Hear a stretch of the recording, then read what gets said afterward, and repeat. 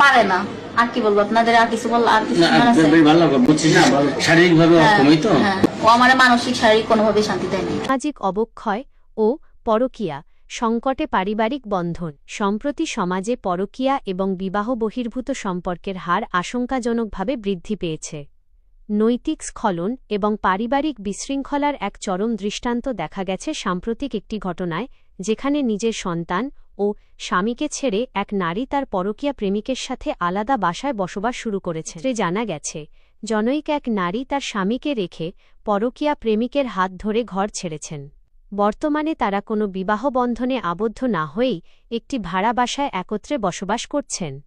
ঘরে তাদের একটি সন্তান রয়েছে, যার ভবিষ্যতের কথা চিন্তা না করেই ওই নারী এই চরম সিদ্ধান্ত নিয়েছেন।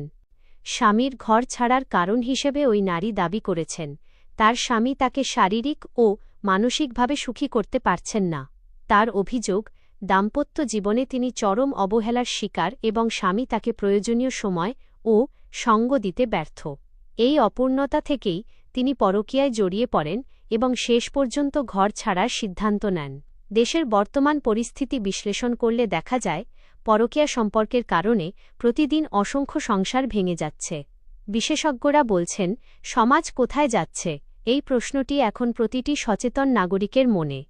লোকচক্ষুর আড়ালে কিংবা প্রকাশ্যে বিয়ে ছাড়াই লিভ ইন বা পরকীয়া প্রেমিকের সাথে বসবাসের এই প্রবণতা আমাদের দীর্ঘদিনের পারিবারিক ও সামাজিক কাঠামোর মূলে আঘাত করছে। পরকীয়া বৃদ্ধির পেছনে মূলত কয়েকটি কারণ দায়ী বলে মনে করা হয়। নৈতিক শিক্ষার অভাব, ধর্মীয় ও নৈতিক মূল্যবোধের চর্চা কমে যাওয়া, সোশ্যাল মিডিয়ার অপব্যবহার, ইন্টারনেটের মাধ্যমে অচেনা মানুষের সাথে সহজেই ঘনিষ্ঠ হওয়ার সুযোগ, পারস্পরিক সহনশীলতার অভাব, দাম্পত্য জীবনের ছোটখাটো সমস্যাগুলো আলোচনার মাধ্যমে সমাধান না করে বাইরের সম্পর্কে আশ্রয় নেওয়া, ভ্রান্ত আধুনিকতা, পশ্চিমা সংস্কৃতির অন্ধ অনুকরণে বিবাহ বহির্ভূত সম্পর্ককে স্বাভাবিকভাবে গ্রহণ করার মানসিকতা। সমাজবিজ্ঞানীদের মতে, যখন একজন মা তার কোলের সন্তানকে ফেলে রেখে অন্য পুরুষের সাথে ঘর বাঁধেন, তখন সেই সন্তানের মানসিক বিকাশ চরমভাবে বাধাগ্রস্ত হয়। এটি কেবল একটি পরিবারের ধ্বংস নয়, বরং একটি প্রজন্মের অবক্ষয়। বিয়ে ছাড়া আলাদা বসবাস করার মাধ্যমে যে সংস্কৃতির চর্চা হচ্ছে, তা আইনি ও সামাজিকভাবে অত্যন্ত উদ্বেগজনক। অনেক ওর সাথে আমার হাজবেন্ডের সাথে ভেজাল হওয়ার পরে আমি চলে আসছি। আমার সাথে যায় না। ও আচ্ছা, পারে না। আর কি বলবো আপনাদের, আর কিছু বল, আর কিছু জানার আছে? ভালো বুঝছি না, শারীরিক ভাবে অক্ষমই তো।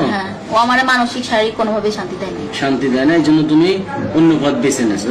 আচ্ছা, মেয়েদের শিক্ষা